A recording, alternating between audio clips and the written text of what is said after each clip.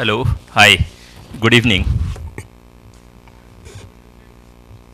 It's 5:45 and holding on to the standards of PIC to start programs on time, we will start it on time. A request, as always, to please keep your phones on silent or switch off mode so that we can take off.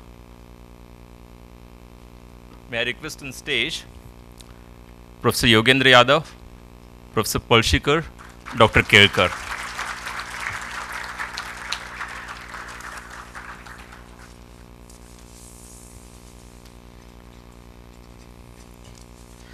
Before I introduce the dignitaries on the dais,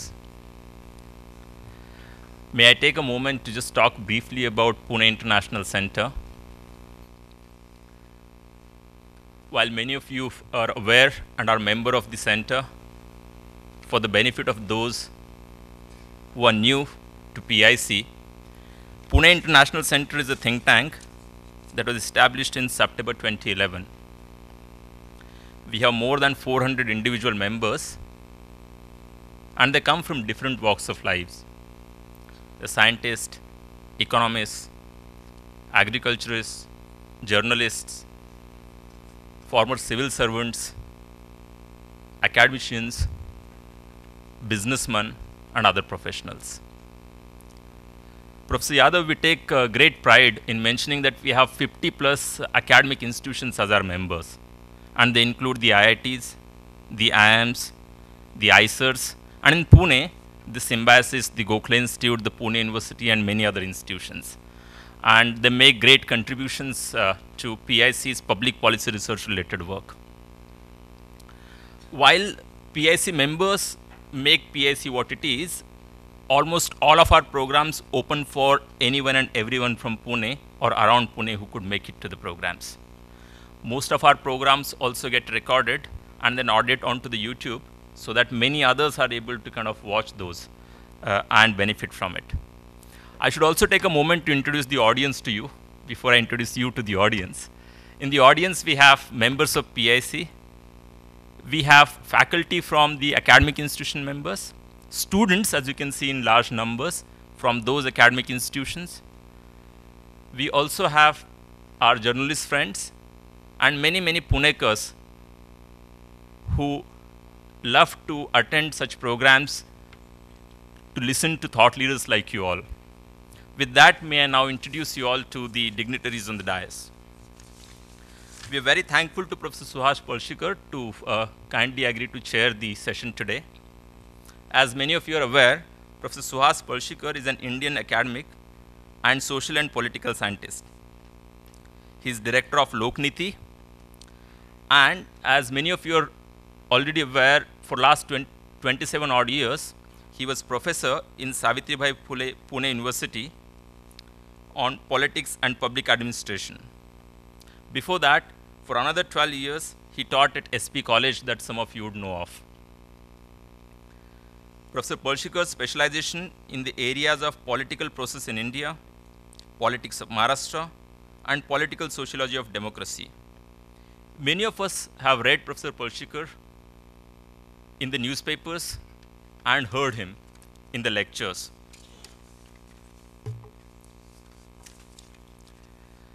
I must mention one specific point, that it seems that both Professor Palshikar and Professor Yadav worked together on the project of bringing out the class 9th to 12th political science textbooks for NCERT, among many other things that they worked together on. We also blessed today to have Dr. Vijay Kelkar. Dr. Vijay Kelkar is Padma Vibhushan. Dr. Vijay Kelkar is Vice President of Pune International Center. While I'm instructed not to, but if I was allowed, I would mention that Dr. Kelkar was also former Finance Secretary, former Chairman of Finance Commission in the rank of Union Cabinet Minister, former Economic Advisor, Secretary to Economic Advisory Council to PM, Director at IMF, another dozen things that I'll save. And I'll not take any more time. May I now request Dr. Vijay Kelkar to please introduce the guest today as well as give any remarks. Dr. Kelkar.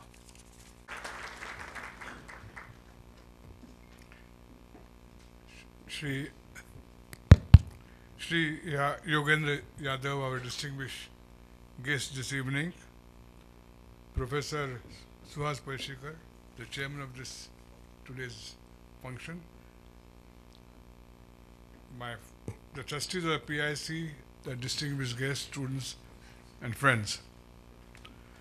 It's an absolute pleasure for me personally to welcome Shri Yogendra Yadav to Pune and to PIC.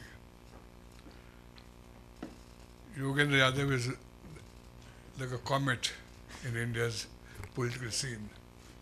He is currently the president of Swaraj India and also member of Swaraj Abhiyan and the Andolan, Kisan Andolan. In fact, we just had a few minutes with him and he was mentioning the work currently is engaged on looking at the whole distress of our farming community. He was also a senior fellow at the Center of the Study of Developing Societies since 2004. He did his master's from JNU and MPhil from Punjab University, and he also taught at Punjab University before joining the CSDS. As many of us know, he has been a leading psephologist and has been involved in designing and coordinating the studies of national elections and perhaps the most comprehensive academic surveys of Indian electorate of almost 20 years of Indian elections. Currently, he is also a member of Governing Council of Indian Council of Social Research and also the member of a governing body of Indian Institute of Advanced Studies in Simla. And close home, he is also an honorary fellow of our own, the Institute of Political Economy, Indian Institute of Political Economy, which you know was founded by Professor Dandekar. I met Professor Yadav in a very interesting conference almost 10 years ago, and it was organized by Indira Gandhi Memorial Foundation. It was for 2 days and it was discussing our Indian contemporary problems. And that was the first time I met him and first time I heard him, and he absolutely captivated not only the entire audience but even bureaucrat like me by his absolute transparency, sincerity, and a deep knowledge of what's really politically important. So it's really complete joy and pleasure to welcome you. And now I'll request Professor Parshikar to take over.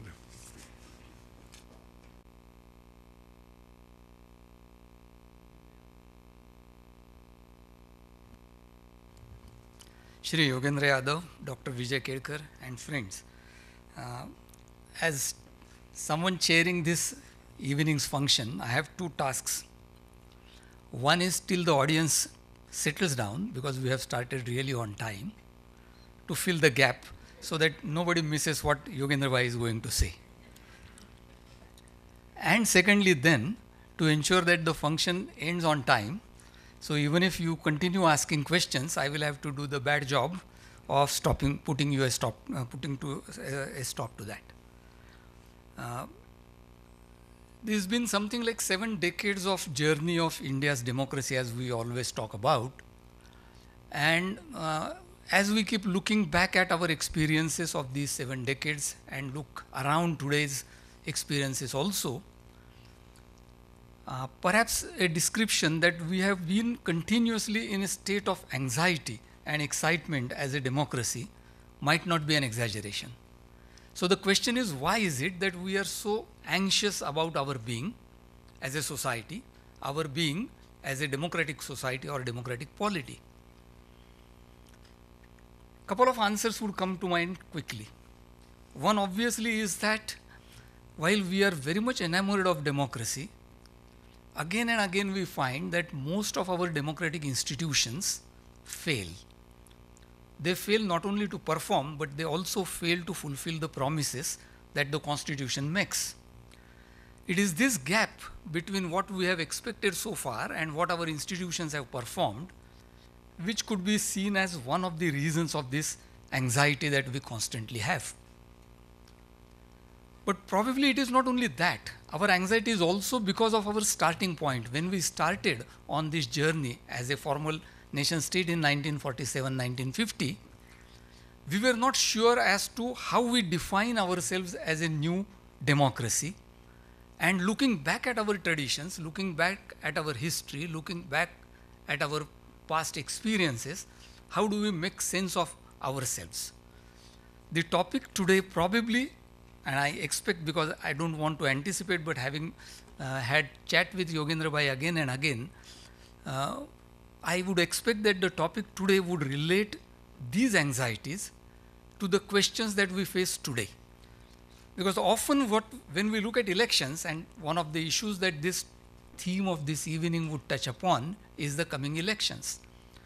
Unfortunately, when we look at elections, we probably look only at calculations, at seats, votes, coalitions, etc. While these are important in forming a government, it is also important that behind all these, there is something called the larger politics. And in our obsession with numbers, with our obsession with seats, with our obsession with kaun banega prime minister, we often ignore the larger processes that make this or unmake this electoral politics. The kind of electoral politics that we see today, and if every one of you is asked to pinpoint one wrong thing about elections, we probably would have 300 or odd problems with our electoral politics. But we rarely stop to think that most of these problems are not problems of the electoral process as such per se, but also of something deeper. And it is these problems that as a society we constantly need to reflect upon. This evening is one such occasion to reflect upon these problems, to look at elections, but also to look at something beyond elections, before elections and after elections. I hope that this evening's discussion, particularly the lecture, but also the discussion followed afterwards, would touch upon these and give us enough material to reflect upon these larger processes, because it is only these processes that would make the future of this democracy. It's true, of course, that the winners in an election, the losers in an election do make headlines. They also make our lives easy or difficult. They also excite us or abhor us. But it is not just about winners and losers, it is about the processes that inform these winners and losers that we should be aware of. It is, I guess, in this context that my friend, collaborator, and an eminent intellectual, Yogendra Yadav, has chosen this theme for the evening, and I wouldn't like myself to stand between you and Yogendra Yadav anymore. My only request would be that after he speaks, please keep your questions as brief as possible so that many of you would get an opportunity to question him and he would also get an opportunity to adequately respond to you. Thank you very much. Yogendra.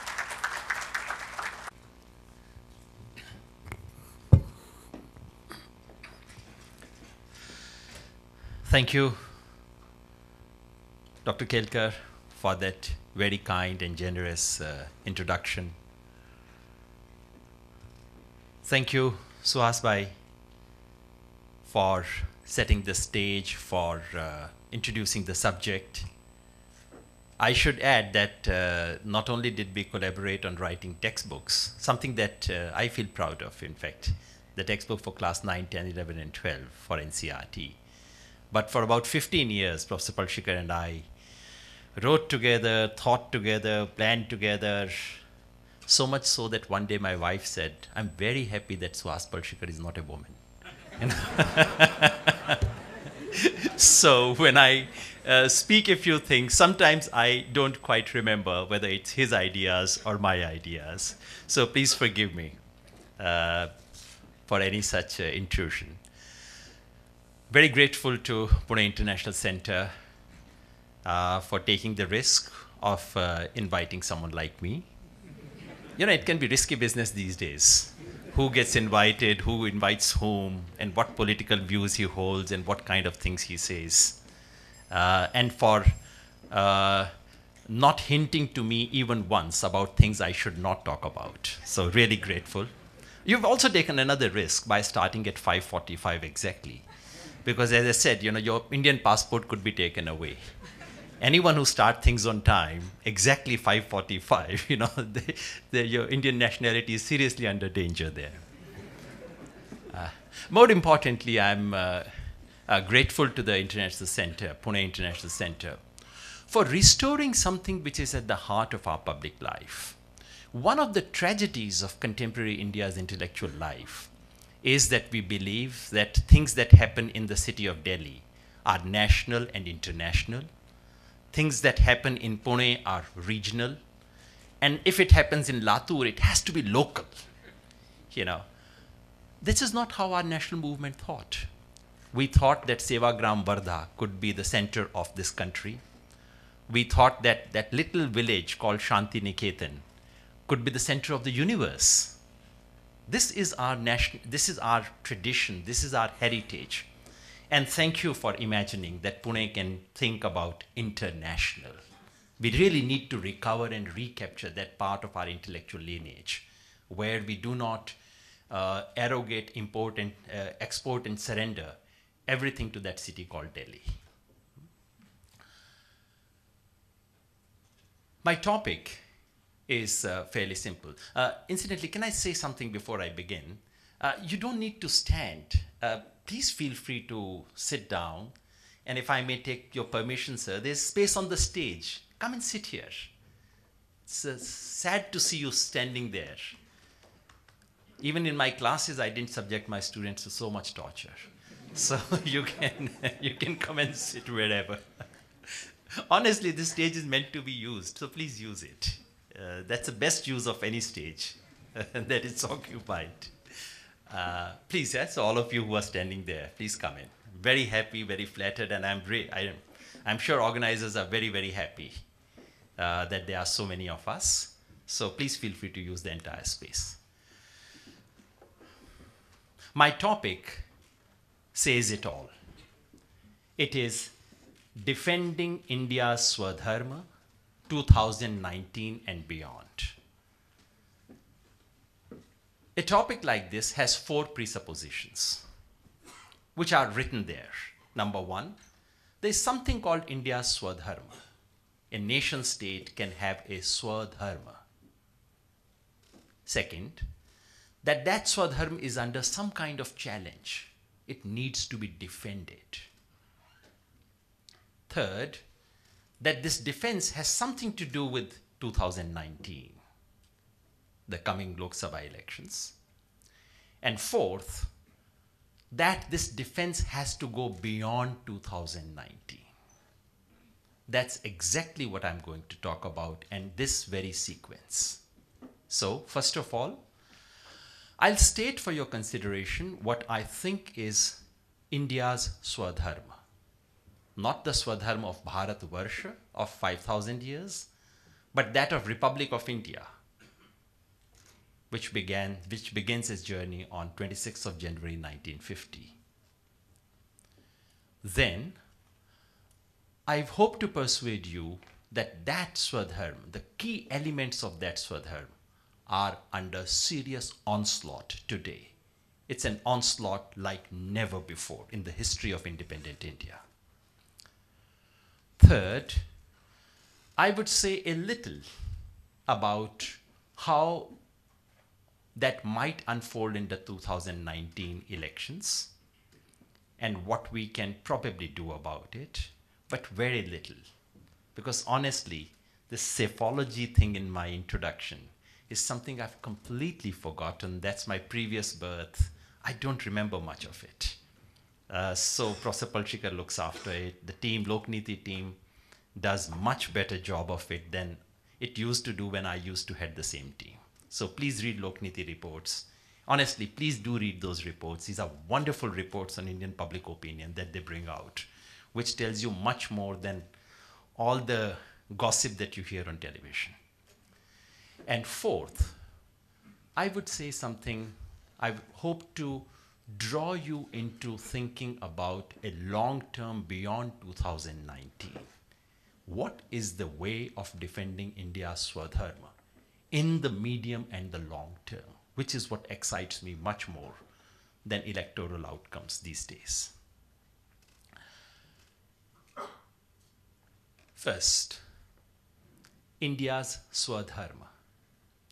Do nations have Swadharma? Persons can have. Our intellectual traditions tell us that every object has Swadharma. The dharma of eye is to see. Dharma of water is to flow.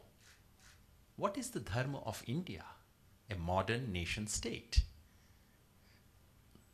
And what is Swadharma? Do we really need to think hard about things like Swadharma? Can we import such categories to make sense of modern nation states? I believe we can. I believe we must. I believe we have done injustice to thinking about contemporary India by not invoking deep categories of this kind. Swadharma is not simply a cultural heritage. Our cultural heritage has a lot, some positives, some negatives. Swadharma is not simply what is written in the Constitution. Constitution is critical. It's a key document, a document that needs to be read more carefully than it normally is.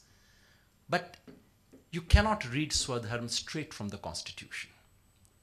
Swadharma is not only what people believe in. People believe in some nice things. They can be persuaded to do a lot of stupid, silly things collectively.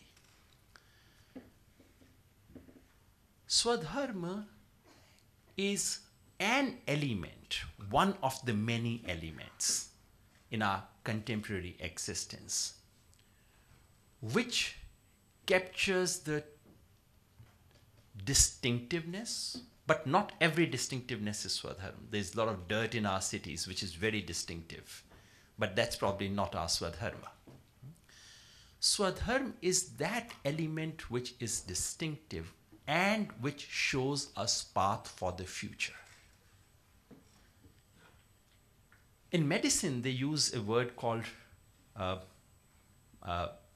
active principle for any, for any medicinal plant, for any particular medicine. They think they have something called active principle. I don't understand much medicine or science, so please tell me later if I'm completely wrong.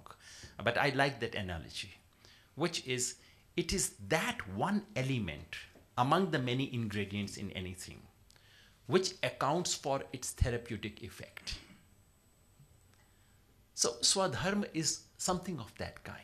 It is that one element or combination of those elements in our present which account for vitality, for future, which provides us a vision as a collectivity to move forward.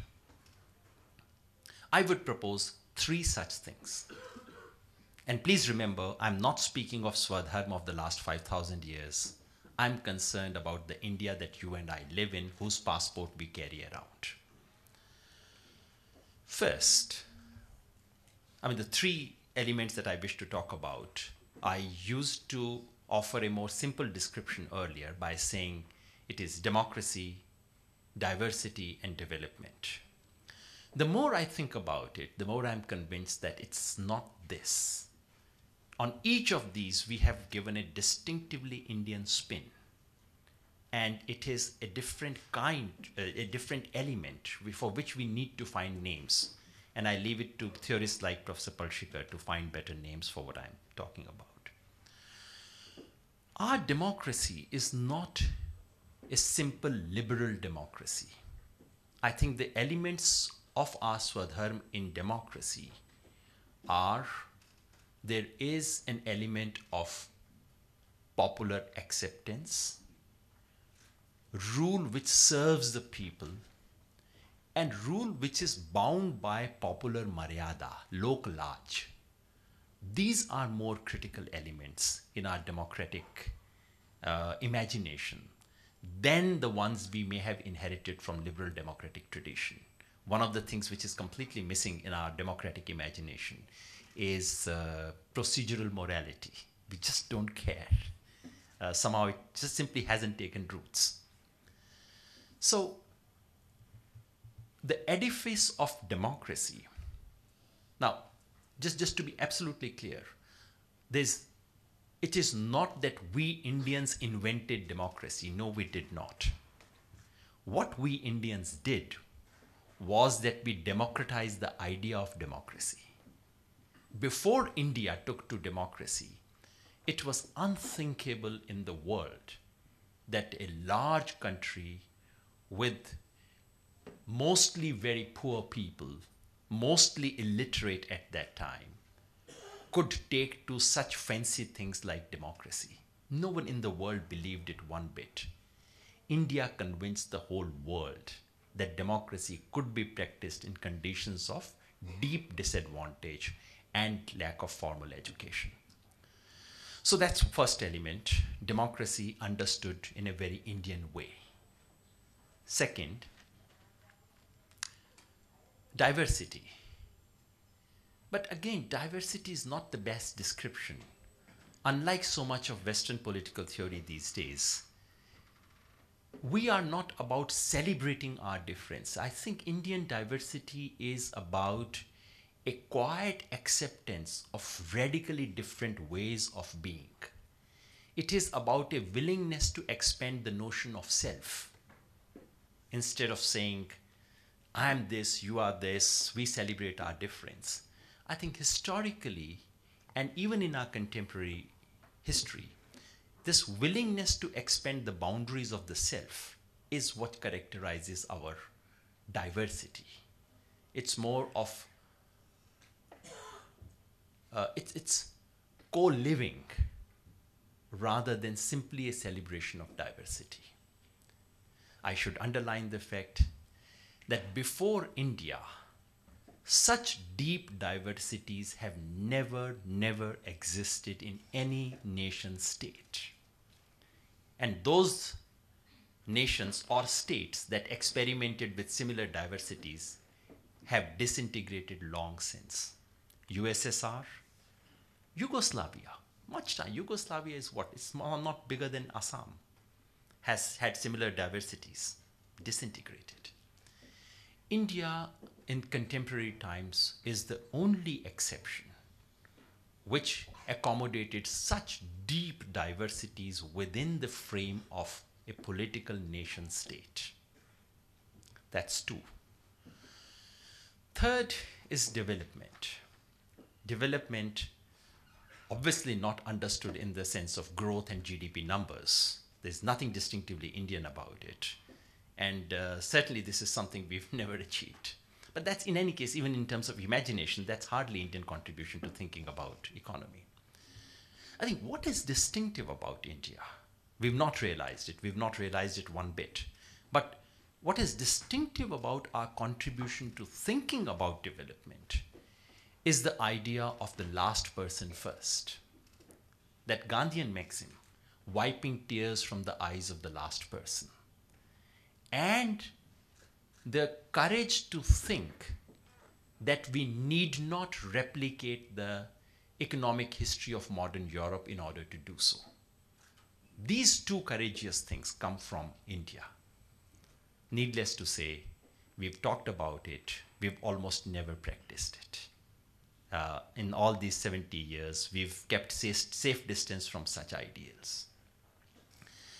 So my suggestion then is that these three elements on which then rest huge edifice, a certain idea of Lok Raj and Lok Laj, on which rests the edifice of democracy, formal democracy, a certain notion of Sahbhag, co-living, on which rests the entire edifice of diversity, federalism, and the modern nation state. And third, a certain kind of Antyodaya, last person first, on which rests the edifice, at least imagined edifice of welfare state. Not just in economic terms, but also in terms of caste, gender, region, everything. A combination of these three is the unique Swadharma of India. This is, so I'm not saying none of these elements exist anywhere else in the world, but in their combination, they come first in this present form in India. And this is India's unique contribution to modern world. This is our Swadharma. This is what shows us path to future. This is what makes me proud, as and when I do, about India. Second step of my argument is to say very quickly that this Swadharma is under very serious threat today. I would not hesitate and say the kind of onslaught that this Swadharma faces today is unprecedented in the history of post-independence India. It is not that any of these elements were not challenged before. I've myself said that the idea of development of last person first has been violated every single day. So there is a gradient, and every year we find ourselves one step lower than before. So this has been happening. But we do hit a qualitatively new low when the Prime Minister of India gets up and says, what's wrong in being seen with industrialists? Now, I'm sure there's nothing wrong. I'm sure I'm in this room right now in the company of some industrialists. But that's not what he's saying. He's saying more than what he's saying. He's bringing a new kind of political vocabulary to this country, which this country had never witnessed before. You know, that a more Ayn Rand way of thinking about economy, about justice, about how societies should live. What's wrong in being rich? What's wrong in living with rich? Others were doing it secretly. I'm doing it publicly. So we are going down in that gradient. It's just that in the last few years, we've taken one significant step lower. If you look at the policies in the last 2 or 3 years on environment, on laws to do with forest, laws to do with land acquisition, that is a substantial step down in the history of this country of the very idea of putting the last person first. Because what has been done through these laws on environment, forest, land, is to strip that last person of whatever little possessions they have. But on that, I would say it's a constant decline, nothing very, very dramatic. On the idea of democracy, I think it would be universally acknowledged that we are going through the second hardest phase in the history of independent India. First being the emergency. The emergency was an open, announced, formal onslaught on democracy. This one is, you don't have a formal constitutional declaration. But when I speak to my friends in the media, every one of them, once the mic is off and the camera is switched off, oh my God, Yogin, I can't tell you how we live these days.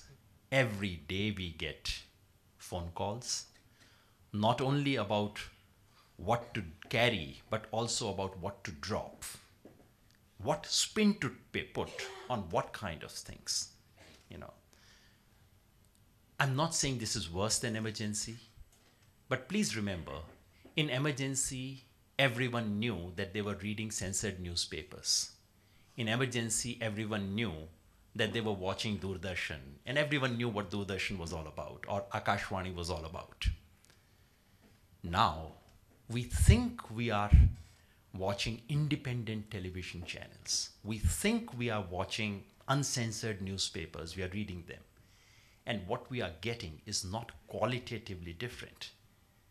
I do acknowledge some difference. I do recognize the fact that I am talking to a few hundred people right now openly without the fear of my being arrested, and hopefully none of you either. So I do acknowledge that this is not emergency of that kind, because you could not have done that under emergency. But I think it doesn't take much to be able to see that the quality of civil liberties, quality of institutional autonomy, quality of key institutions like judiciary, quality of all watchdog institutions of any kind is under one of the most severe challenge today. That's the democratic bit under very serious challenge, and I would not hesitate to say that we are taking a few steps in the direction of Mr. Putin's Russia or Mr. Erdogan's Turkey. That's this. We are not there yet, thankfully, but we are taking a few steps in that direction. On diversity, I hope I don't need to persuade anyone particularly. This is certainly not one of the worst. This is not one of the two worst. This is the darkest moment for India when it comes to handling of diversities. In a sense, the Indian state has officially given up on the legacy of our national movement, on the legacy of Indian nationalism. And it is saying that there are landlords and that there are tenants. Some communities are the owners of this country, others are tenants in this country. I hope not recount everything that has happened in the recent past, the lynching, the political protection to lynching, and how celebration of sometimes, how without changing the constitution or law of India, at least the Muslim minority has been reduced to being a second-rung citizen of this country. If I walk into a police station and announce my name as Anil, I'll get one kind of treatment. I announce my name as Aslam, I would get another treatment. This much has been achieved in the last 4 years without change in law or constitution. And there are changes in laws which are waiting. Sadly, it has not been sufficiently publicized that the Indian Parliament is actually considering a change in the Citizenship Act of India. And that change in the Citizenship Act of 1955 basically says this, that if you come from Bangladesh, if you come from Afghanistan, if you come from Pakistan, if you are immigrant, and if you happen to be Hindu, Sikh, Buddhist, Christian, you will be given citizenship of India. What does it mean? No Muslims, please, thank you. That's basically the policy. So this secular Indian Republic's parliament is considering a law which effectively would ban Muslims from applying for citizenship of India. For the first time, religion is being invoked as a ground of citizenship of India. This is going back to two-nation theory. What else was Mr. Jinnah saying? This was two-nation theory. So not only have we abandoned the practice, and I do not believe that for the last 60, 70 years, some wonderful diversity practices were happening. That's not the subject today. But I've actually repeatedly said that much of what passes for secular politics in this country is a fraud. But that's not the topic today, so I'll not spend much time thinking and talking about that. But what we have today is a clear abandonment of the basic principles of our constitution. So in all these three respects, the Swadharma of India is under the biggest threat ever before that we've ever witnessed. We have witnessed threats before. Challenges have been seen. Even on the last one, 1984, was a full-blown challenge. The pogrom against Sikhs in Delhi and around was nothing but an attack on the foundations of India. 2002 was a similar attempt. But what we have today in the combination of all these three challenges, the vigor with which it is being pursued, and the state patronage that this challenge has today, this constitutes the biggest onslaught on India's Swadharma.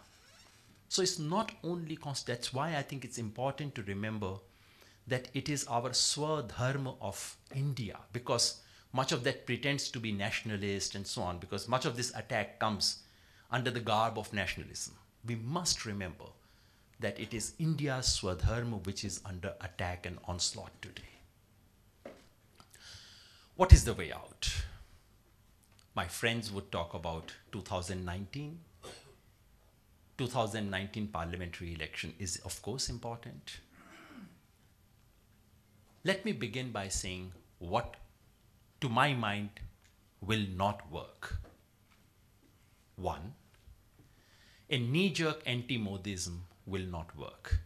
And I'm afraid much of what I see coming from opposition is actually knee-jerk anti-Modism. Whatever Mr. Modi does, even if the man ends up doing something nice occasionally, we get up first thing in the morning and, this is bad, this is, because we get into this knee-jerk reaction. And what it does is that it actually delegitimizes that criticism in the eyes of the public completely.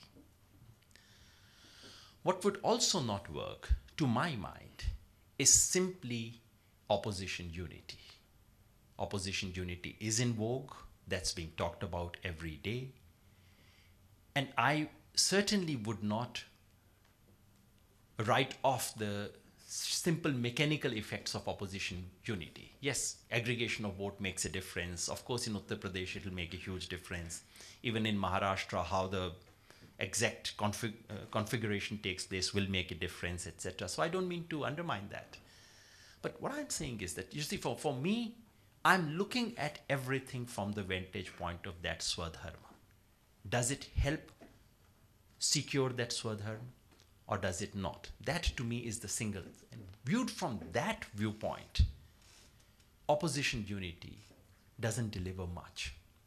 It doesn't deliver much because if you see on the same stage, like you did, almost did in Bengaluru, Mamata Banerjee, Mayawati, Mulayam Singh Yadav, Laluji's son because he was busy elsewhere, Akhilesh, Sharad Pawar, and everyone on the same stage. And then you tell me that you are going to deliver democracy? I mean, you've probably not read West Bengal's newspapers to believe. I mean, what Mamata Banerjee did in the local elections recently, if that is not strangulating democracy, I don't know what is murdering democracy. And so this Mamata Banerjee would stand up and say, I will save democracy. In Maharashtra, I need not say very much, but when Mr. Sharad Pawar stands up and offers me corruption-free India, I don't know how to react.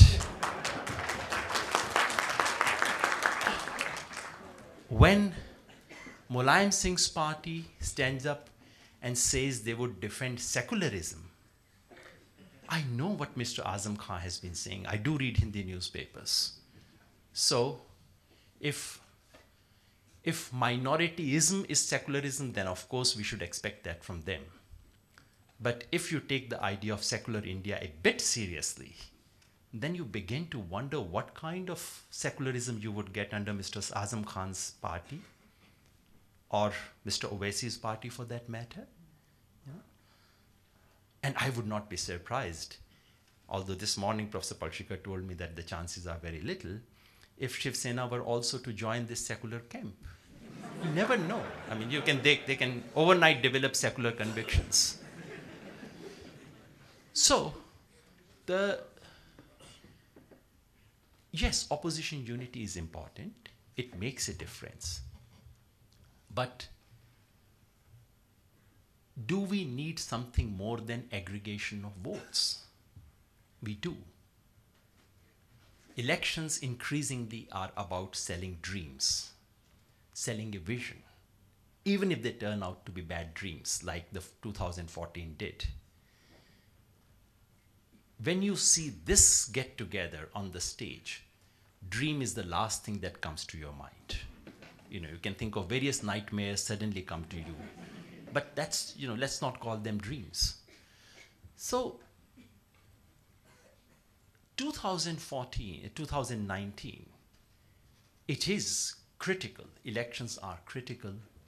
And it is absolutely critical for this onslaught on the foundations of our republic to be stopped. But how do you do that? Is somehow tricking Mr. Modi in 2019 the be-all and end-all of our political strategy? I think hard about it. I am, like so many citizens, traumatized by the thought of this government getting another 5 years, 2 years, 3 years. And I do not know what direction we would move if they get another 2, 3 years. As a citizen of this country, this is one of my worst nightmares. At the same time, this alternative that is being proposed to me doesn't look like a real alternative either. So my sense, and that's the only one sentence on psephology that I'm going to speak this evening, is that there is no way, given the current configuration, that the BJP can reach anywhere close to majority on its own. That's out by the sheer logic of numbers, by the sheer logic of what they have done. And after a point, reality does begin to catch with you. How often can you invent numbers on unemployment? Ajit is here, and he would, you know, the way the Prime Minister was struggling to invent numbers about unemployment in the Parliament, I thought this was one of the most innovative performance. You know, finding numbers about unemployment from nowhere. I mean, how long can you do this? So these things are beginning to catch up. And yes, certainly the numbers would fall. But that to me is not all that we need to think about.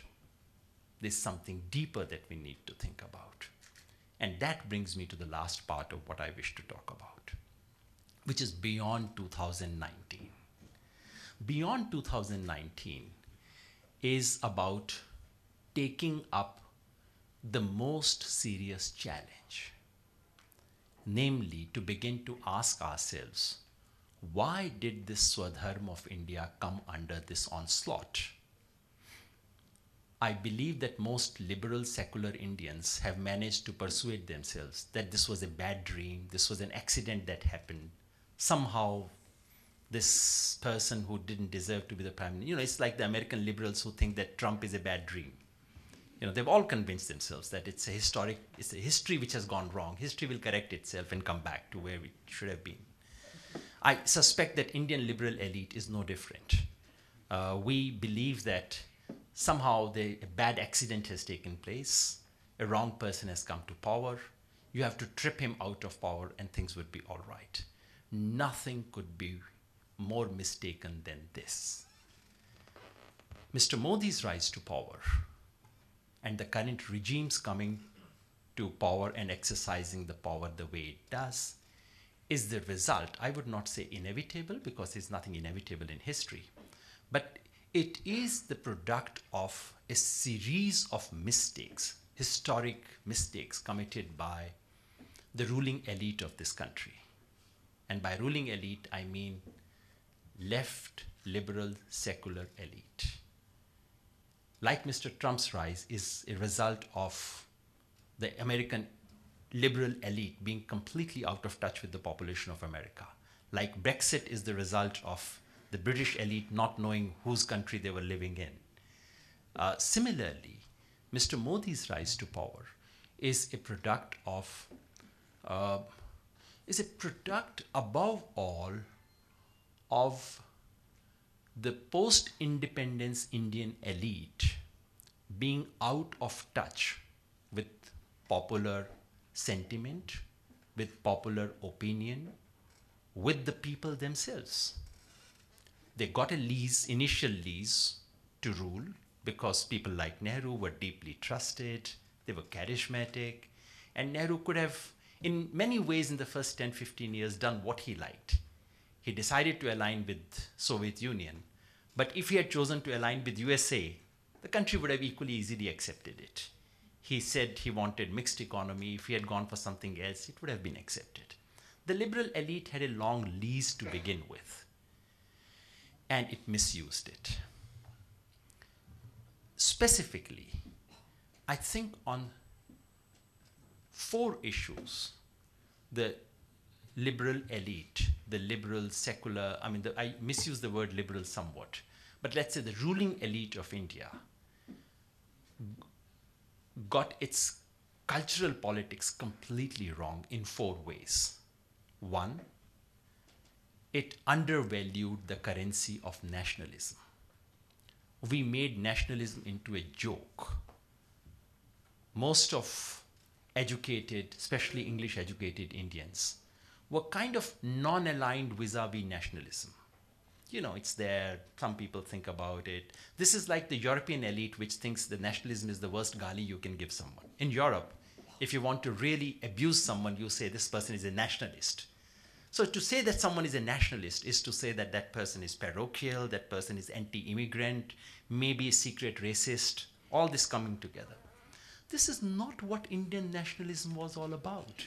We have inherited one of the most positive, rich, cosmopolitan nationalism in this country. And we gave it up. We gave up that currency. We gave up that language. We made nationalism into a word of abuse. 2, religion.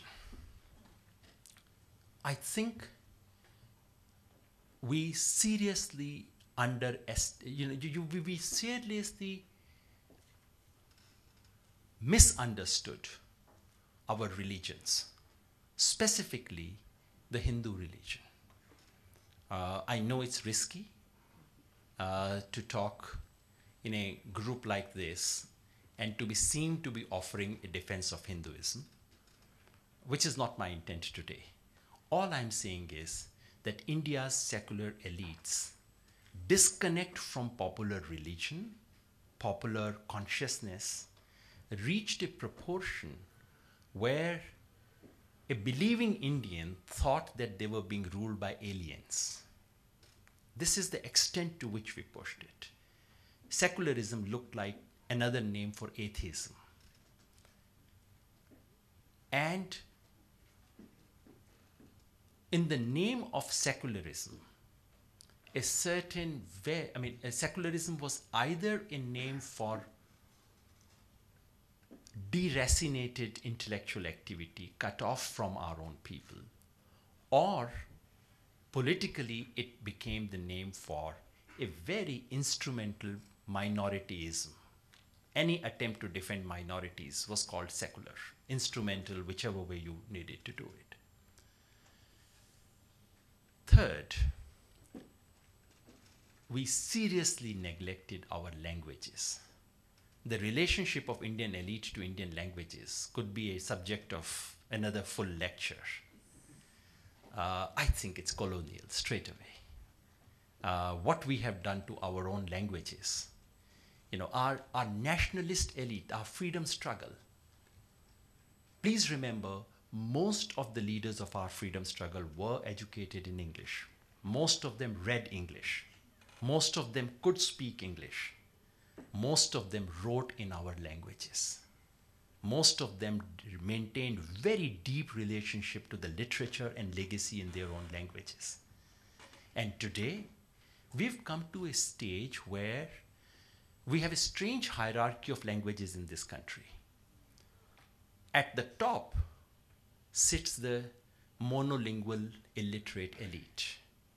Those who know only one language, that is to say English, and those who can speak any Indian languages as if they were speaking to a rickshawala, as if they were speaking to, and then the more you can make a public display of your discomfort with any Indian languages, the more you go up in the cultural hierarchy of this country. This is a fact, So, no country would, a monolingual deficiency would be privileged over multilingual felicity, which has been our cultural tradition. So, I'm not making a case against English language. I do think it's one of our languages. We need to absorb it like we have absorbed so many languages in this country. But I'm simply saying the cultural heritage of this country is multilingualism. What has happened to it? Which other country in the world forces all its children to take an alien language as a medium of instruction? I mean, show me one book on pedagogic practices, show me one book on cognitive psychology that says that learning in a language other than your mother tongue is a great thing, but we all practice it. So our relationship to our languages, and finally, related to that, a relationship to our cultural heritage in general.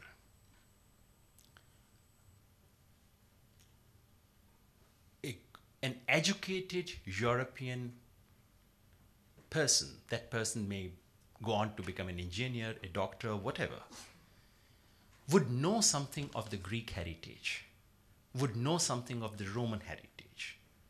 I mean, all this heritage is somewhat artificially implanted by you. I mean, Europe has kind of invented a history for itself and has started claiming to be inheritors of something which doesn't quite belong to them. But they know about it. How many educated Indians would be able to say something meaningful about a Ramayana, about a Mahabharata? I know these are very risky things that I'm talking about today. But not just Ramayana, Mahabharata, about Guru Granth Sahib, about Sharia, about anything. I mean, we have made cultural illiteracy into a virtue. So a combination of all these four things has cost us, has led to this deep divide in which, in a sense, ordinary popular sensibilities have been pushed under the carpet. And 2014, I mean, first 1992, demolition of Babri Masjid, and from then to 2014, has been a series of eruptions when this has come out. And the only way, to my mind, the way if we seriously want to respond to this challenge to our Swadharma, it is not by somehow tripping Mr. Modi. No one would be more happy than me to see him tripped, because in many ways he has really come to symbolize all that is dangerous for this country today. But it would be foolish to think that somehow his being tripped in one election is going to save the Swadharma of India. We are facing a very, very deep crisis. The very idea of India is under challenge. It can be uprooted. It can be dismantled. We are that close to it. One more Putin-like figure, 5 years of Putinism, and this India that I take pride in could be dismantled in front of our eyes. And those of us who are serious about it must respond to this deep cultural challenge. To my mind, there are two big challenges waiting to be undertaken. One is of recreating, reinventing that vision of India. This Swadharma of India needs to be owned, needs to be filled, needs to be embodied. We need a new vision. That new vision can be brought under the concept of Swaraj. Swaraj, I know, is a concept that we all associate with our freedom struggle, and which in a one-dimensional way meant India being freed of the British. But the 21st century notion of Swaraj is a much deeper and richer concept, a concept which could be India's most significant contribution to political thought. And that Swaraj is, in a sense, the distillation of all the 20th century political ideologies that resided in India. And I mean not just nationalism, not just Gandhi, but also Marxism, also Ambedkar Phule, also feminism, also environmentalism. All these, I mean, so in a sense, if you synthesize all this, what you get is a renewed version of the concept of Swaraj. Today is not the time to elaborate on that, but that's the new vision which helps us take a positive turn. But we don't just need visions. we also need political energy. And that's what I'm looking for. So my moving away from psephology for good is about searching that political energy. When I travel, when I see some of you sitting on the ground taking notes, I don't know what kind, but it gives me hope. It gives me hope that there is some energy. Today, we just don't need vision.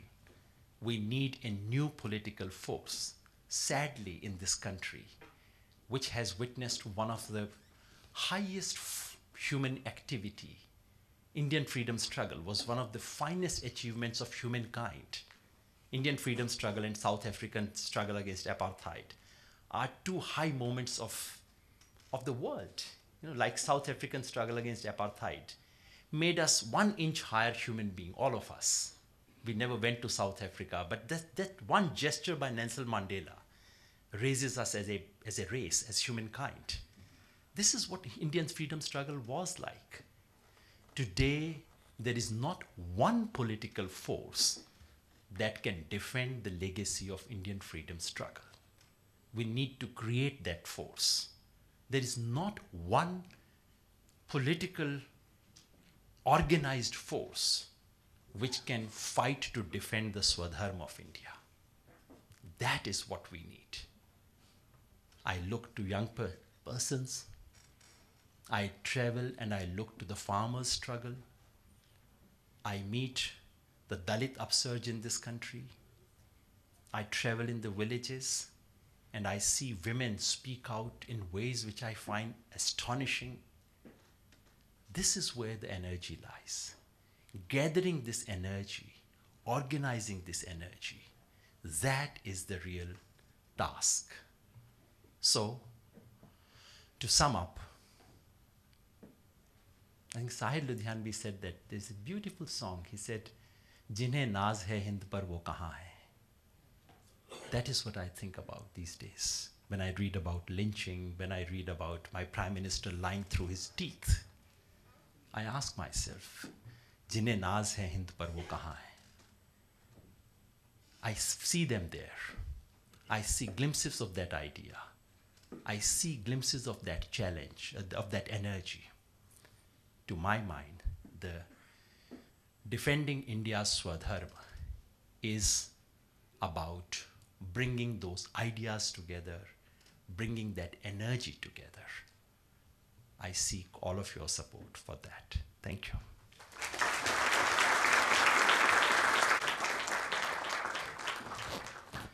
Thank you so much, Professor Yadav. With permission of the chair, we'll start the question answer session. Tejas, my colleague, would come with the mic, and the chairperson would direct the mic. And I'm reiterating the chairperson's request that please ask a brief question so that more people benefit from interaction.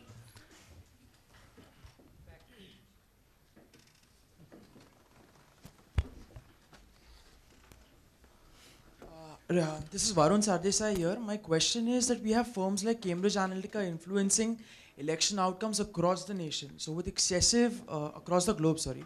So with excessive use of data analytics and everything, do you feel that the ethos of democracy has been challenged and the entire electoral process?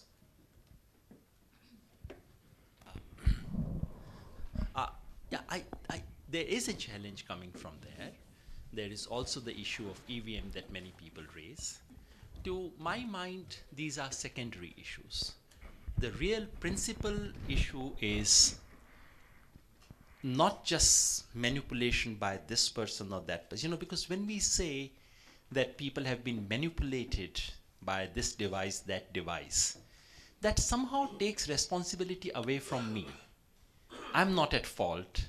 Someone else has manipulated these people. I think it's time we owned up our responsibility.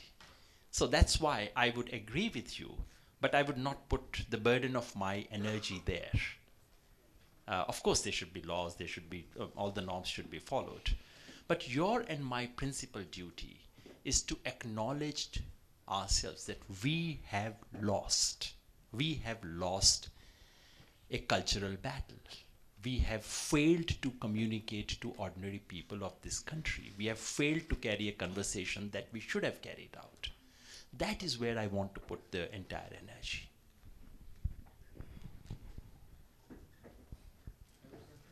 So I am Dhirendra from Jodhpur, Rajasthan, and जो आपने अभी बात की और उससे मैं काफ़ी relate कर पाया.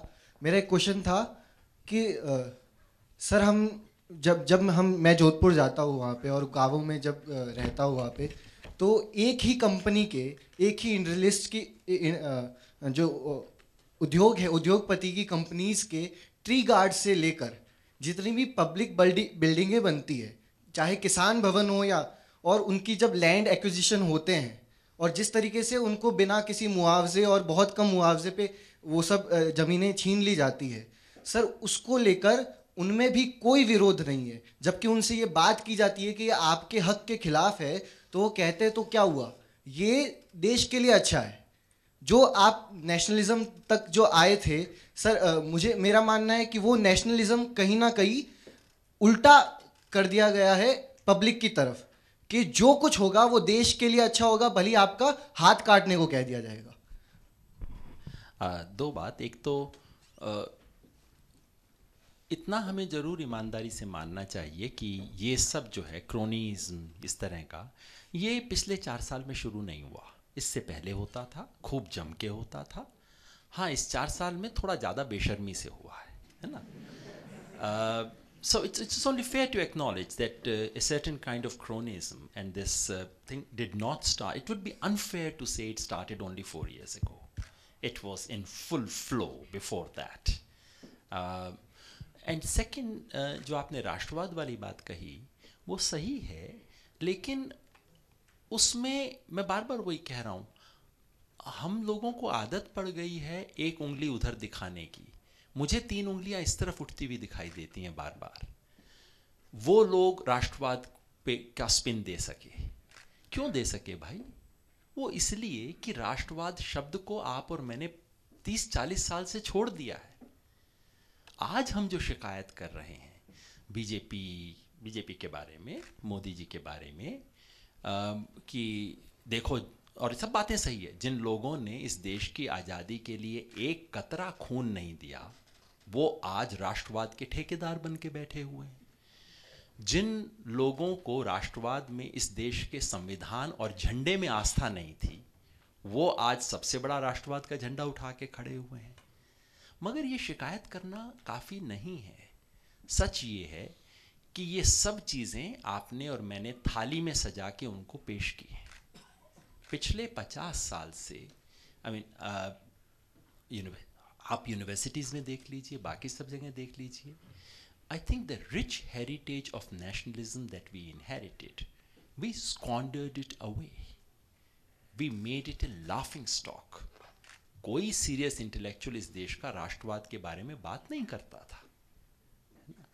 आज जब वो कर रहे हैं तो फिर हमारे जैसे लोग भी खड़े हो जाते हैं, नहीं नहीं राष्ट्रवाद में तो मेरा भी हक था. अरे पिछले 50 साल से आप चुप क्यों थे इसके बारे में? So that's my sense. Yes, it has been abused, but I think we must take principal responsibility for creating a vacuum in which it could be abused. Good evening, sir. The chairperson as well as Dr. Kerkar. I am Aniruddha Kulkarni, practicing lawyer. I practice into environmental laws. You yourself are an environmental activist, even for other social causes. You even spoke about environmentalism and the quality of integrity and of the judiciary. Since January, February this year, National Green Tribunal has come to a standstill. Total standstill. Only the principal bench is working. Major and serious and grave issues are pending at the regional benches. They are not being heard. Do you think it is something systematic it has been done that the tribunal shouldn't perform and the major environmental issues should just remain there, because once environment is degraded you can't restore? It achieves its finality. It's very difficult to go back. So is it something systematic which is being done? I wouldn't know of how systematic it is.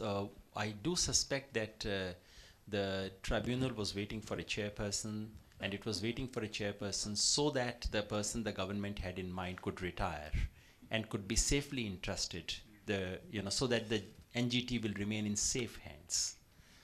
That's what it was like, so it seems. And why do you need to keep the NGT in safe hands? You need to do that because I think for the first time, serious environmental reflections and laws begin in India with Indira Gandhi, for all her faults. This is one credit that must be given to her. Serious environmental laws, rules, concerns begin with Indira Gandhi. So since those days, say early 80s, till today, and that's about what, almost 40 years, never has there been a rollback of environmental rules, laws, regulation, and flagrant violation of those like in the last 4 years. Unfortunately, these things are not published on the front pages. We don't all get to know about it. But the dilution of all environmental safety laws, serious dilution of Forest Act, an almost successful attempt to amend the Land Acquisitions Act, which incidentally did not succeed in Delhi but has been brought from the back door in about 7 or 8 states already. So anyone writing the history of environment in India, public policy on environment, would remember these 4 years as years of rollback. There were flaws earlier too, but there were flaws of not implementing those rules properly. Now we have a phase when this is being rolled back seriously. I do not see an anti-environmental conspiracy there. I see simply a flat-footed, one-dimensional view of growth and basically a conflation of nation building with road building.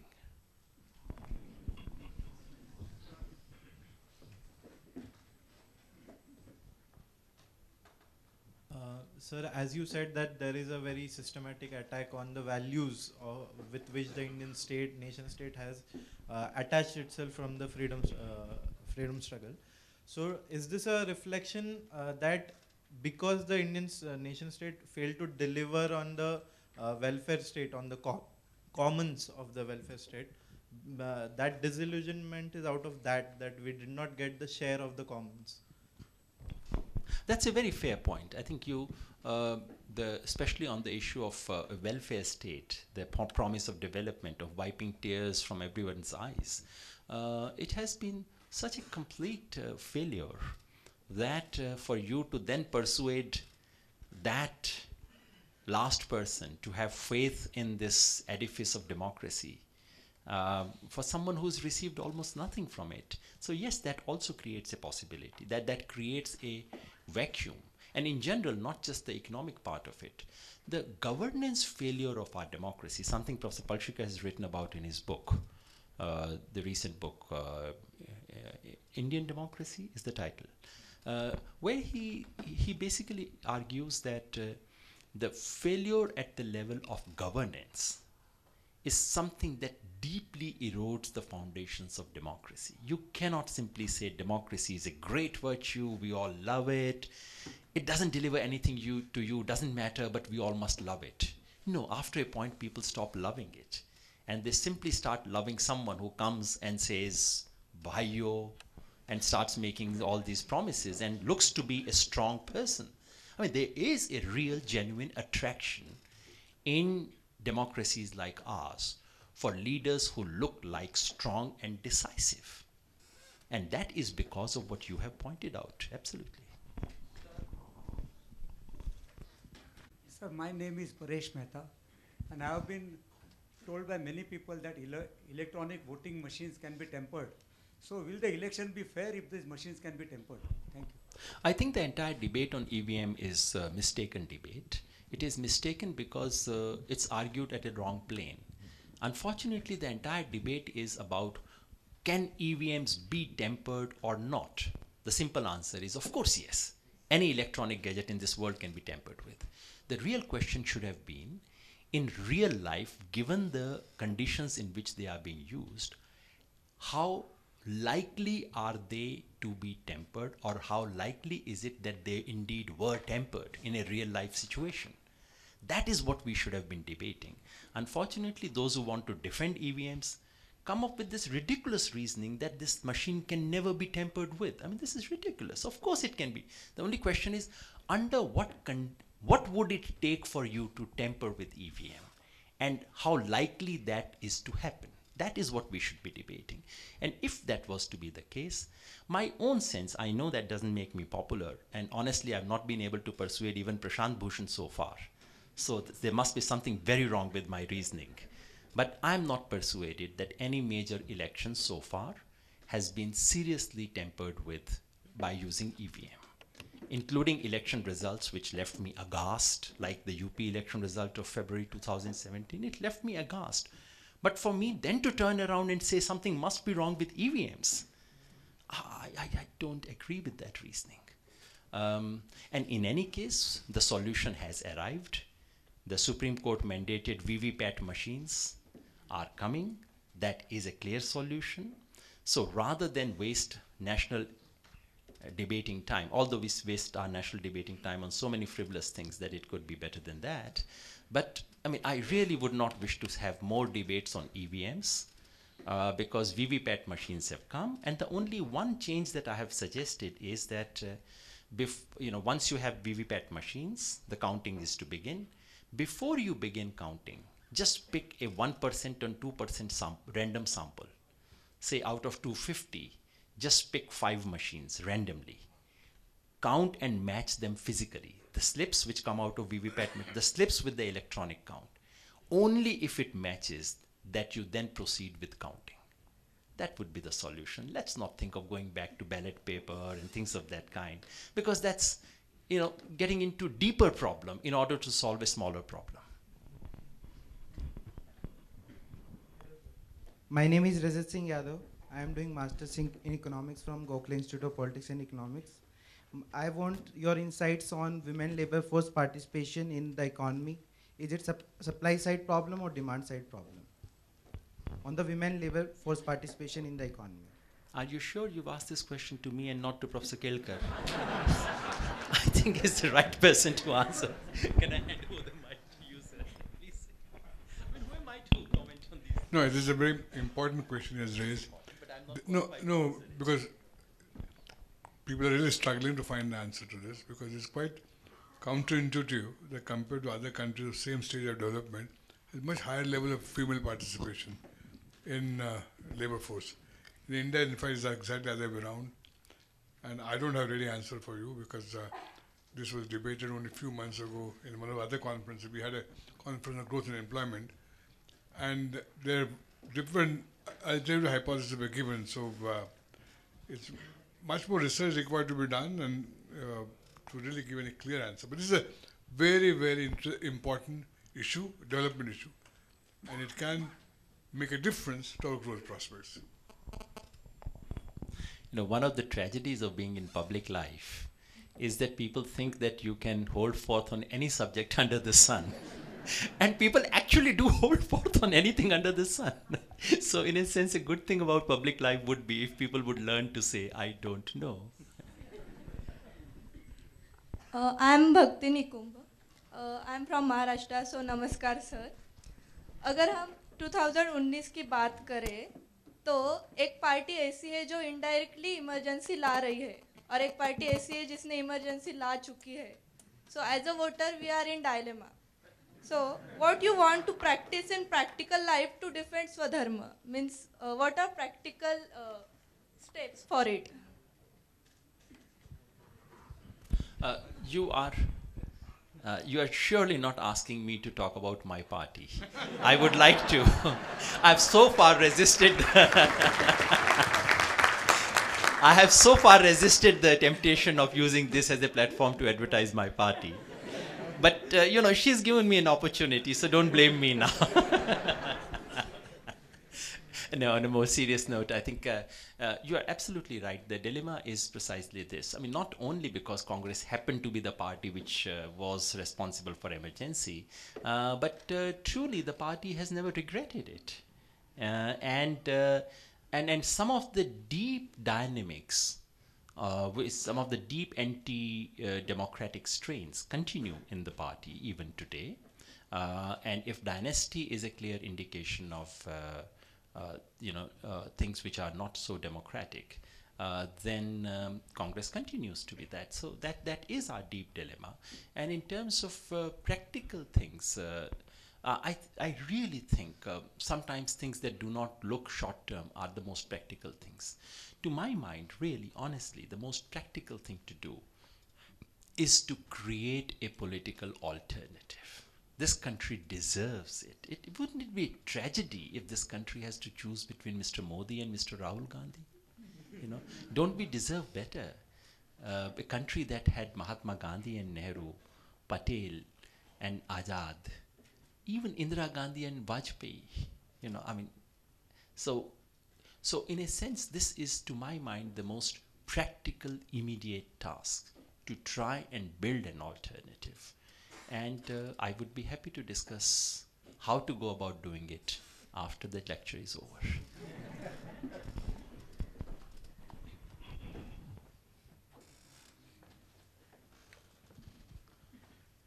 Sir, in an electoral political framework, according to you, not a single party is able to defend India's Swadharma. So as Bhakti was saying, I'm very much confused that how you assess political parties in a qualitative manner. If at all you don't see any qualitative difference between BJP and Congress, and you are asking us for political alternative, so I'm not getting that how we are going to how do we locate ourselves in the context of 2019? Do you at all see any qualitative difference between BJP and Congress? I did not mean to say I see no difference between the two. I have said very clearly that the prospect of Mr. Modi coming to power again is so dangerous for this country, because we are looking at the possibility, but we have traveled a few steps towards Putin's Russia in democracy term. We have taken a few steps towards Israel when it comes to diversity and how it is to be treated. And on condition of the last person, I think we've traveled a bit towards the American ideology. So yes, these are dangerous things. And certainly, the prospect of this regime getting another few years to dismantle the idea of India is not something I look forward to. The reason I pointed out the limitations of the opposition was not to say therefore they are equal, makes no difference. No, that's not my position. But I did want to alert us to the fact that we should not harbor an illusion that they would come and be active defenders of the Swadharma of India. The bigger challenge would remain the day after Mr. Modi is defeated. He ought to be defeated. He ought to sit out. But please remember what happened in 1977, and do remember what happened in 1980. I mean, we must have at least this much historic memory to think about, and therefore to begin to plan, begin to think ahead. That's all I'm saying. I'm certainly not saying that Mr. Modi's victory or defeat makes no difference. He deserves to lose. The country must ensure that he loses. But in this room, if I were to limit myself to saying this, it would be a cheap political lecture, which I don't want to give.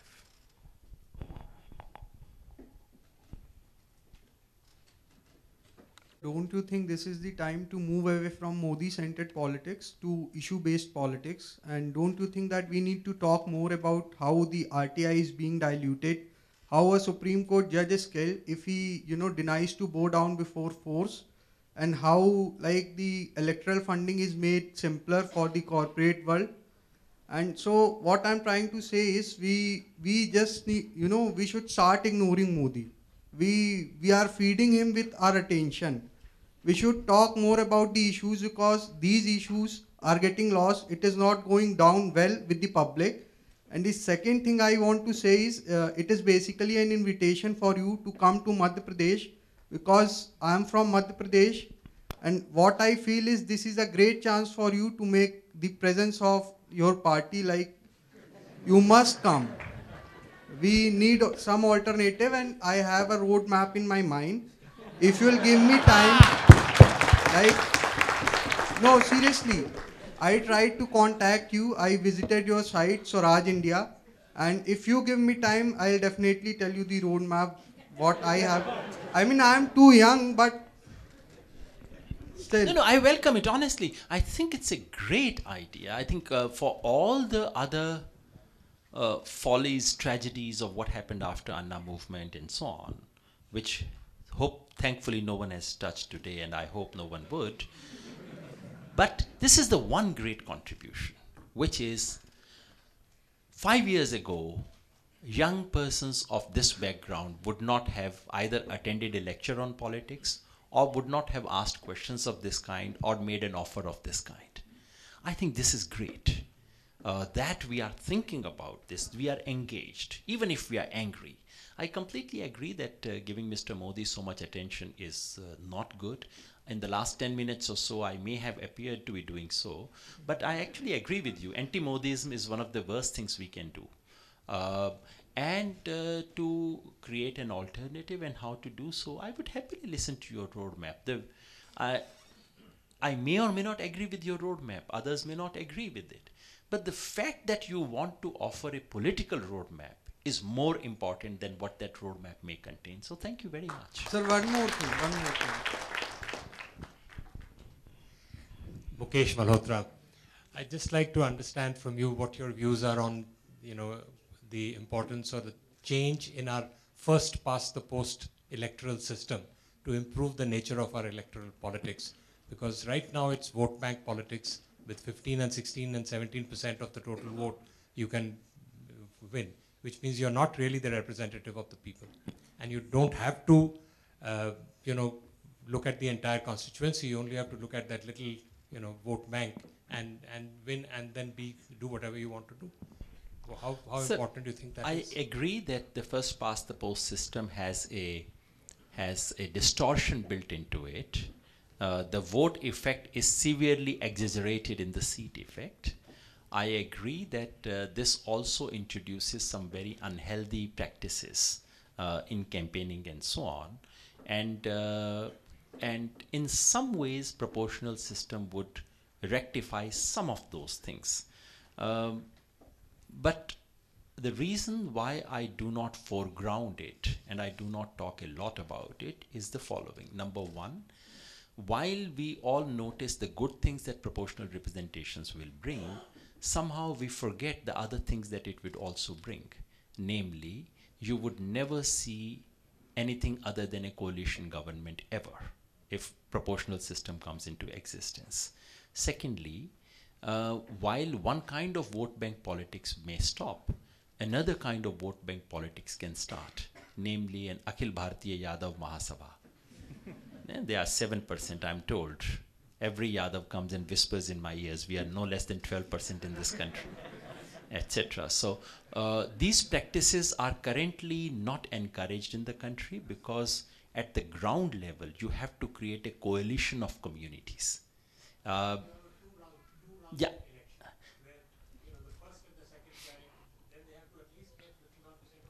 That's right. I mean, that they do in the French system. To my mind, you see, while it does create a majority, but that's an artificial kind of majority in which you force everyone to choose between two.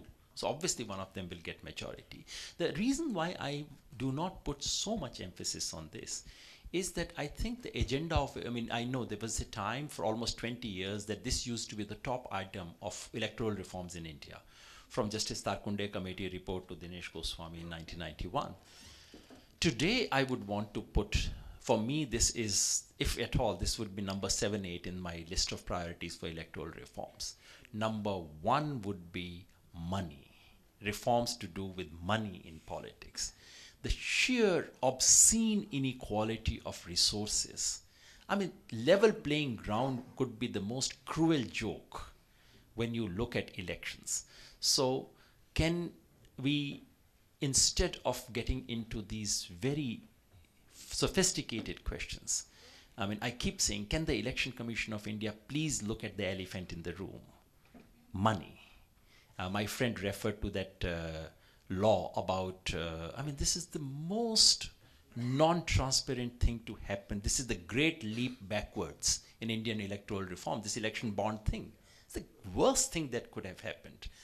So, inequality of resources and unequal access to information. So media and money, for me, these are the two most critical items on electoral reforms. And sadly, and this I say about Election Commission, that for the last 20 years, in so much of obsession and thinking and talk, I mean, electoral reform is the talk of the town. Everyone loves to talk about electoral reforms. No one wants to talk about the two big things that need to be done in the Election Commission. So it's a pursuit of trivia. Every time Election Commission comes up with some trivial thing, which the whole nation debates, the latest being one nation, one poll. I mean, it's not trivial, it's actually dangerous and deadly. But, and so instead of confronting the most obvious thing that needs to be done, Election Commission sends thousands of observers to observe expenditure. Not one candidate has ever been questioned, qualified, disqualified on that ground, ever. So what do you do with this 1,000? I mean, why not dispense with that? Paisa to bachega kam se kam. You know, so that's what really needs to be done. And that's why I consistently dodge this PR versus FTPT debate. Good evening. This is Manish Yadav. My question to you is, when you are starting a party, as Swaraj India is very new party, it might be very difficult to arrange the funds, and to travel, it's not an easy task. Moreover, there is always a pressure. Just 15 days back, a couple of weeks back, there were few raids by the income tax with regard to your sisters, hospitals and all. And in that kind of thing, how you defend yourself? Because you are talking about defending India's Swadharma. And the Swadharma of defending India comes later on. Defending the Swadharma of your own family first comes. When in this time of crisis, when there is a problem with our own regard, when your intentions are very clear and true, you are fighting for the people. So how do you find in this kind of situation to defend yourself first? It's not easy, especially when the cost of what you do is borne by someone else. If they did it to me, that's all right. I've opted for it. If they do it to my wife, well, in a sense, she's wedded to this problem. What can she do?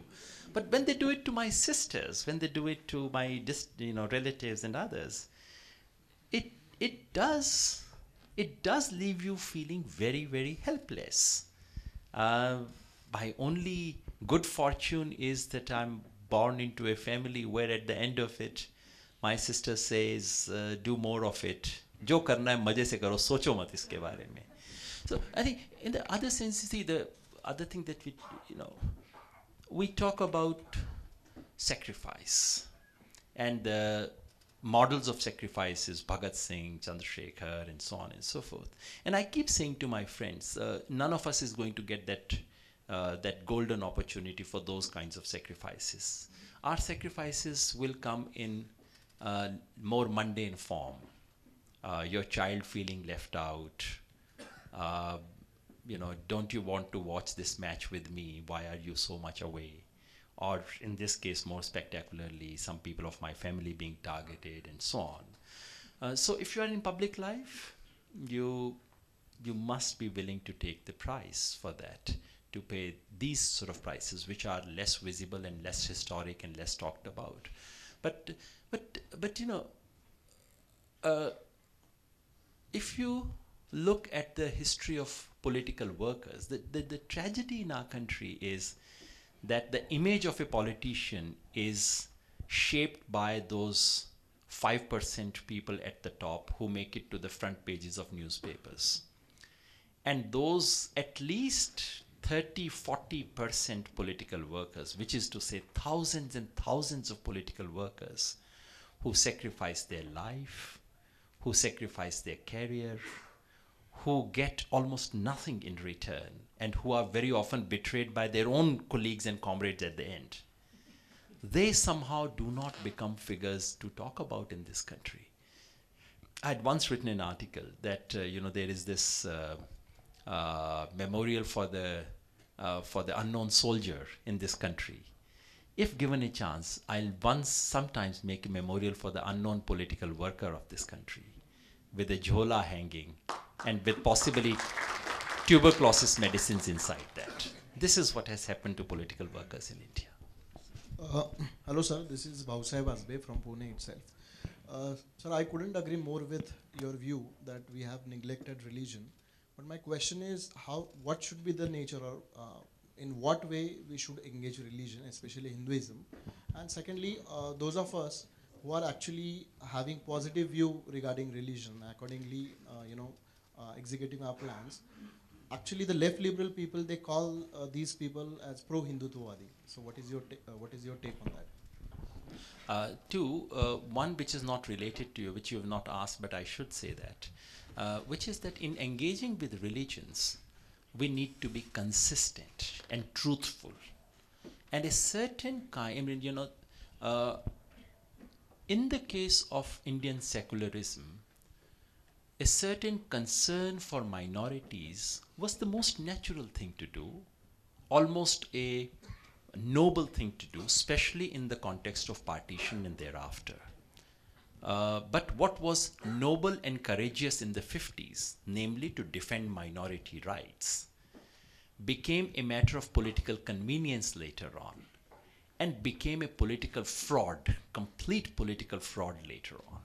So the one thing that seculars need to learn from Mahatma Gandhi is to be consistent. Please remember, Mahatma Gandhi lost one of his best political comrades, Ali brothers, because Mahatma Gandhi actually blamed Muslims in the case of one riots in Kohat in what is now Pakistan. He had the courage to say that.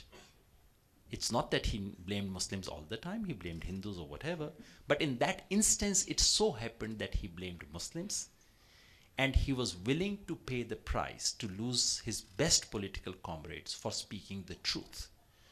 I cannot imagine any secular doing that in India today, and that's a very sad thing. Second, on your larger question of how to engage with religion, and any engagement with Hinduism looks like Hindutva, that is sheer illiteracy. If relating to every religion in the world brings a lot of nonsense, a lot of superstition, with some very deep wisdom. This is what any belief idea, this could be, but if you say this about religion, you could also say this about political ideologies. Marxism could be used to defend Pol Pot and Stalin, and it could be the most liberating vision in the world. The same holds for religions. We need to be able to separate. And unfortunately, while we have learned to see something positive in Islam, which is its egalitarianism, while we see something deeply ennobling about Sikhism, while there is a Christian theology, liberation theology based on Christianity, why have we not been able to do the same to Hinduism? It offers, like any other belief system, offers some wonderful insights, resources, conceptual and political resources, while containing some of the worst things in the world. We need to separate that. Do we refuse to drink the water of a river simply because there is some kooda there? We clean it, don't we? That's what we should do to any religion. Hello, sir. I'm Muskan, currently pursuing my graduation in political science honors. So back then we had a debate that nationalism versus patriotism in India. So what you want me to call you, a patriot or a nationalist? It's a good question. In Hindi, it actually sounds even more beautiful. Rashtra Bhakta ya Desh Premi. Desh Prem versus Rashtravad. I refuse to separate the two. This is the distinction which is typically used in Europe, because in Europe, nationalism is a gali. It's a word of abuse. I refuse to make nationalism into a word of abuse. Patriotism is the heart of my nationalism. Indian nationalism was never about hating foreigners. It was never about racism. White people were always there in our national movement, like in the South African struggle against apartheid. Whites always participated. Indian nationalism did not detach me from outside. Indian nationalism actually connected me to Latin America, to Southeast Asia, to Africa. But for my nationalism, I would have no relationship to Africa. This nationalism was not about inventing an enemy within. This was about bridging the bonds. So I do want to submit that while we use the same word nationalism for the anti-colonial struggle in India and for what happened in Europe in the 18th and 19th century, these are two entirely different creatures. We happen to be inheritors of something very deeply positive, and therefore I would not get into distinctions of nationalism versus patriotism, which would then mean let's forget about nationalism, let's simply call ourselves patriots. I do want to call myself nationalist without any apology, without any guilt, because I do take pride in Indian nationalism. Good evening, sir. Myself, Vaibhav. Sir, you characterized Swadharma with popular acceptance and popular morality. But what about the popular origin? Does it only crafted by intelligentsia only now to oppose rise of BJP as it is based on dharma and nationalism? Number one, for me, Swadharma is not only about things that are popular. Sometimes some things can be very unpopular for a certain phase of history and still remain Swadharma, because individuals and societies do deviate from their dharma. We have something called adharma. No. So individuals fall from their dharma, societies fall from their dharma. If anyone says the spate of lynching that is taking place in this country, even if it has 95% approval in this country, if does not, but even if it were to have 95% approval, I would call it adharma. This cannot be dharma simply because it has popular approval. On BJP, using dharma and nationalism, I wish to submit, just as a factual statement, BJP as a party has nothing to do with Indian nationalism of any kind. They do not understand dharma. If anything, they represent vidharma. Vidharma is not adharma. Adharma is that I accept something as dharma and I refuse to practice it. That's hypocrisy. Vidharma is to believe in a dharma which is opposed to the dharma. BJP practices vidharma. So, BJP's version of nationalism has nothing to do with India. It is a simple, very poor copy of German nationalism. It cannot be Indian nationalism. What is Indian about their nationalism? Nothing. Read Savarkar, read their heroes. They actually worship Germany. They want to be like Germany. Mr. Advani used to write about 20 years ago how he wanted Indian political parties to become like British political parties. These are awestruck, very insecure, and culturally very less than confident Indians who need a certain dose of India. So these are people who really don't understand India. They need to be a little more Indian than they are. Thank you so much, sir, for the Syed Sumaya here, and thank you so much for the insight on this beautiful topic. My question would be, how do you look at the role of the Indian judiciary when it comes to protecting the Swadharma of India 2019 and beyond, keeping in mind the very famous aspect of the judges themselves coming to the media, that something that never really happened in Indian history. So keeping that in mind, how do you look at the whole aspect of the judiciary in the whole aspect of defending India's Swadharma? I wish I could say some very positive and stirring sentiments about judiciary, but I can't. If I actually factually look at the record of Indian judiciary, you would recall the record of Indian judiciary during emergency. It was embarrassing. You know, and it's not that we did not have good jurists. Remember, the bench which delivered that most shameful judgment in the history of India, the Jabalpur ADM case, included Justice Chandrachud, it included Justice Bhagwati. These were some of the finest jurists of that time who did not have spine at that moment, who had the sagacity and grace to admit later on that they were wrong and they did not have courage. In the light of that, I would say the 4 judges who came out and essentially gave a message to the country that judiciary's independence is under threat and that they want the citizen of this country to come to defend it. That, to me, is the essence of the message they gave. It was not about roaster, it was not about CJI. I mean, basically the judges of India, the Supreme Court, was saying, please, judiciary is under threat, save it.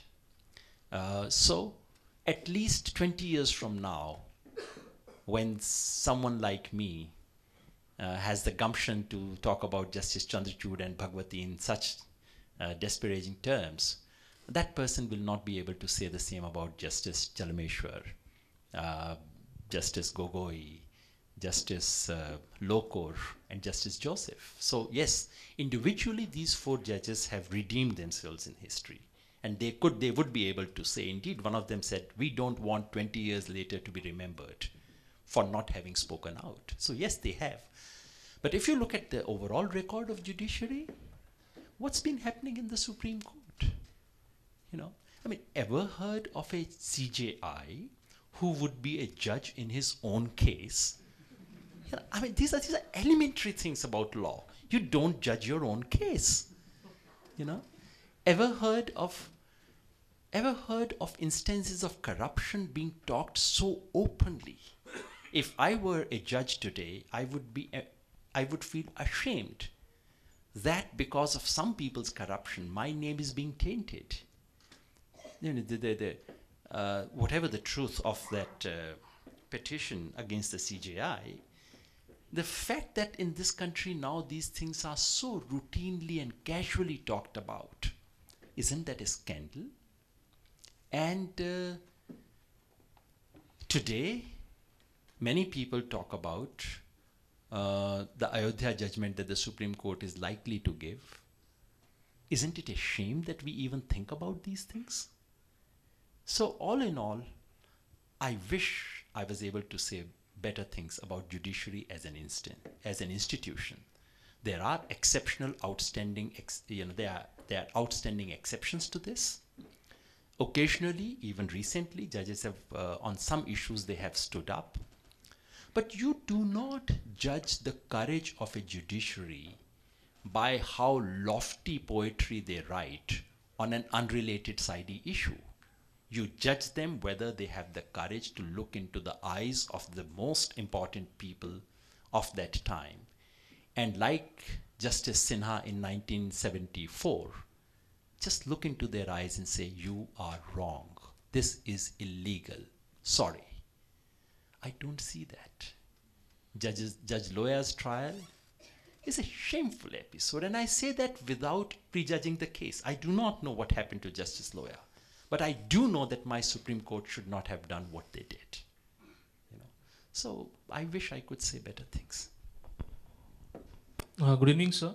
I'd like to thank the chairperson for giving me the opportunity to speak. My name is Omkar. My question is to use that in my observation in your talk also, and the questions which have been asked around, it appears that the systematic bypassing of the ideals of the Indian constitution of the current government, but yet appear in procedure of implementation of the ideals of the Indian constitution. Now, examples over here are the renaming of the Indian policies, like Nirmal Bharat Abhiyan to Swachh Bharat Abhiyan. Then other can be running the states through the governors, that is the presidential rule. Third is the appointment of the judges, direct challenge to the collegium of judges. And the fourth would be the appointment of the or the crop. What it says, the corporatization of the Indian bureaucracy by bringing in the CEOs of the companies directly at the ministry level, at the secretarial level, and bypassing the UPC as a whole as such, you know, and also the appointment of of the future bureaucrats on the basis, not on the basis of the marks which they've got in the exam, sorry, but giving them the basis of the performance, like not giving diversity the preference, rather giving the elitism the preference first. Thank you.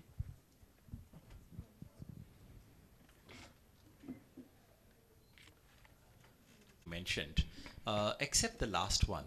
I personally do think that lateral entry into bureaucracy was not such a bad idea. People who happen to pass an exam at the age of 21, 22, and then can rest secure till the age of 60 that they would reach the top without any further checks, etc., was a very bad idea. So Indian higher bureaucracy is run in ways which are very poorly accountable. The trouble is that this government has done so many sinister things that now no matter what they do, with whatever intent, it looks sinister to begin with. That's the whole problem. But otherwise, bringing in people from outside in principle, is not a very bad idea. Okay, thanks. Can I now request the organizers to propose a vote of thanks, because when you have a speaker like Mr. Yogendra Yadav, questions and answers cannot really have a formal conclusion. So thank you very much for your patience.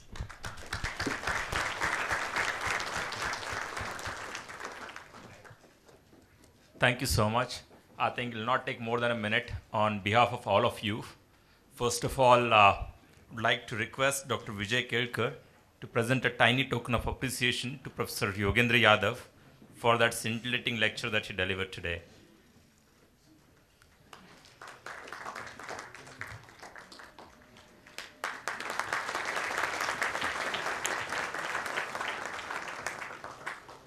I think we must give another huge round of applause to Professor Yadav for coming all the way to Pune.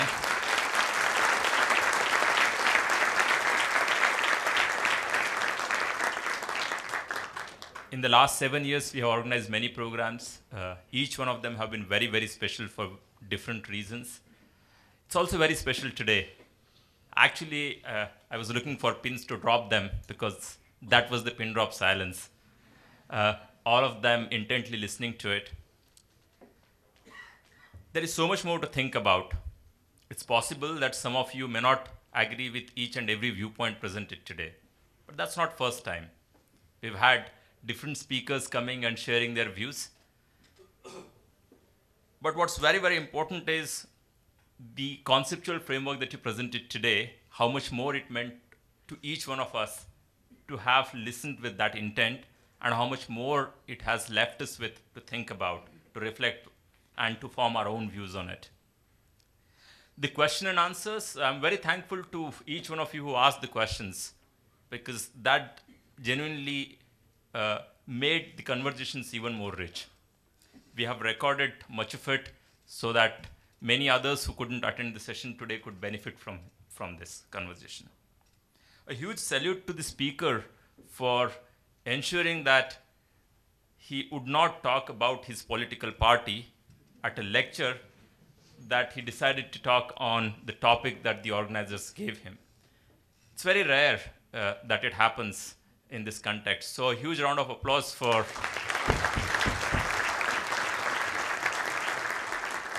that. Thank you to each one of you for making it the Vichar Manthan that you made today. That's what the Pune International Center, the think tank is, and that's what it aspires it to be. I must thank the friends in media, because as I mentioned, they genuinely take the messages beyond the room here, beyond these 300 odd people who could listen today. Last but not the least, huge thanks to Professor Palshikar, thanks to Dr. Vijay Kelkar, and thank you to each one of my colleagues in Pune International Center who make this program possible. Thank you so much, and see you again soon. Bye.